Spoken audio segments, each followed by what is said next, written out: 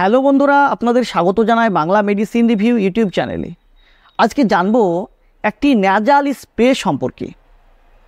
জানবো সেই ন্যাজাল স্প্রের সঠিক ব্যবহার সম্পর্কে, তার সঠিক ডোজ সম্পর্কে, কী কী সাইড ইফেক্ট আসতে পারে সেই ন্যাজাল স্প্রেটি থেকে, এবং এটি আমাদের শরীরে কিভাবে কাজ করে, এর মোড অফ অ্যাকশান কী, সমস্ত বিষয়ে বিস্তারিত আলোচনা করব।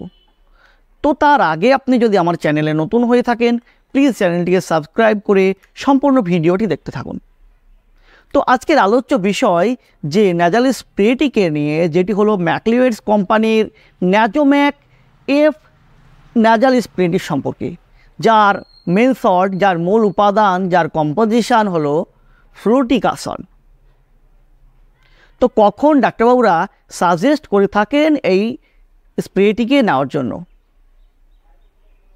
তো কখনো কখনো দেখা যায় যে অ্যালার্জির কারণে, তাছাড়া কিছু কেমিক্যাল মেসেঞ্জারের কারণে আমাদের ন্যাজাল বোন, আমাদের ন্যাজাল মাসল, সেই মাসলে সুইলিং দেখা যায়, ফুলে যায়, ফলে নাক বন্ধ হয়ে শ্বাস নিতে অসুবিধা দেখা যায়।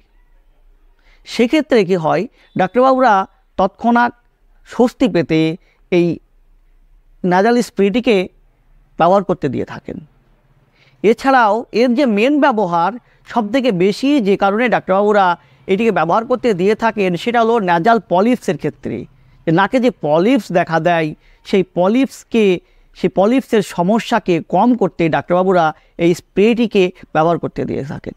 তাছাড়াও আগে বললাম যে অ্যালার্জির কারণে নাক দিয়ে জল ঝরা, হাঁচি, তাছাড়া সাইনোসাইটিস অর্থাৎ সাইনাসের প্রদাহ, সাইনাসের ডিসকমফোর্টের কারণে যে সমস্যাগুলো দেখা দেয়, সেই সমস্যাগুলোকে কম করতে ডাক্তারবাবুরা এই ধরনের স্প্রে ব্যবহার করতে দিয়ে থাকেন।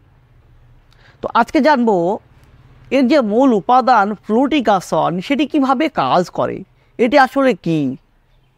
তো ফ্লুটিকাসন যেটি একটি কর্টিকোস্টেরয়েড গ্রুপের একটি স্টেরয়েড, যেমন মোমেটাসন, ক্লোবেটাসল, প্রেডনিসোলোন, মিথাইল প্রেডনিসোলোন, এই ধরনেরই একটি স্টেরয়েড। এ কী করে, যেসব কেমিক্যাল মেসেঞ্জারের কারণে আমাদের ন্যাজাল বোন, ন্যাজাল মাসলে সুইলিং দেখা দেয়, সেই সব কেমিক্যাল মেসেঞ্জারগুলোকে ব্লক করে দেয়, যার ফলে আমাদের নাকের যে সুইলিং, সেই যে সুইলিংয়ের কারণে আমাদের নাক বন্ধ হয়ে যাচ্ছিল, সেই সমস্যাগুলো আস্তে আস্তে ধীরে ধীরে কমতে থাকে। এইভাবে কাজ করে এই ন্যাজাল স্প্রেটি। তো এই স্প্রেটি কীভাবে ব্যবহার করবেন, এর ডোজ কী? দেখুন, একজন ব্যক্তির ডোজ নির্ভর করে তার শরীরের কন্ডিশানের উপর, তার রোগের কন্ডিশানের উপর, তার বয়স, তার বডি ওয়েট, সমস্ত কিছুর উপর নির্ভর করে ডাক্তারবাবু তেনার ডোজ সিলেক্ট করেন। তবে প্রাপ্ত বয়স্ক ব্যক্তিদের ক্ষেত্রে ডাক্তারবাবু সচরাচর যে ডোজটি দিয়ে থাকেন, সেটি দিনে 2 থেকে 3 বার 2 নাকে স্প্রে করতে দিয়ে থাকেন। তবে আপনার ক্ষেত্রে অবশ্যই একবার ডাক্তারবাবুর সঙ্গে কনসাল্ট করে তারপরে তিনি যেভাবে আপনাকে ব্যবহার করতে বলবেন, যখন যখন ব্যবহার করতে বলবেন, সেইভাবে তখন ব্যবহার করুন, যার ফলে আপনাকে সমস্যায় পড়তে হবে না, প্রবলেম ফেস করতে হবে না। এতে থেকে কোনো সাইড এফেক্ট দেখা যায় কি? অ্যাকচুয়ালি এতে থেকে তেমন বড় ধরনের কোনো সাইড এফেক্ট দেখা যায় না বললেই চলে। তবে কিছু কিছু সাইড এফেক্ট যেগুলো লক্ষ্য করা যায়, যেমন নাকে জ্বালা করা, ইচিং অর্থাৎ চুলকানি, রেডনেস, তাছাড়া অস্বস্তি ভাব আসতে পারে, ডিসকমফোর্ট ফিল করতে পারে, এইসব সমস্যাগুলো আসতে পারে।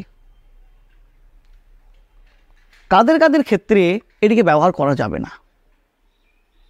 গর্ভবতী মায়েদের ক্ষেত্রে এটিকে সেলফ মেডিকেশন না করে অবশ্যই একবার ডাক্তারবাবুর সঙ্গে কনসাল্ট করে নিতে হবে। যদি ডাক্তারবাবু ব্যবহার করতে দেন, তবে আপনি ব্যবহার করতে পারবেন, অন্যথায় না ব্যবহার করাই ভালো। এছাড়া যদি আপনার ফ্লুটিকাসনে অ্যালার্জি থাকে, সেক্ষেত্রে ব্যবহার করা যাবে না।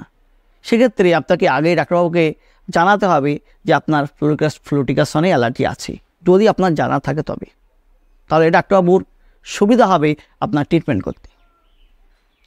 তো বন্ধুরা, এই ছিল ন্যাজোম্যাক এফ অর্থাৎ ফ্লুটিকাসর ন্যাজাল স্প্রে সম্পর্কে একটি ছোট্ট ভিডিওটি যদি আপনার ভালো লেগে থাকে, যদি কোনো উপকারে এসে থাকে, প্লিজ চ্যানেলটিকে সাবস্ক্রাইব করে দেবেন এবং লাইক দিতে ভুলবেন না। সুস্থ থাকবেন, ভালো থাকবেন। আবারও দেখা হবে মেডিসিন রিলেটেড অন্য কোনো ভিডিওতে। আজ এই পর্যন্তই, ধন্যবাদ।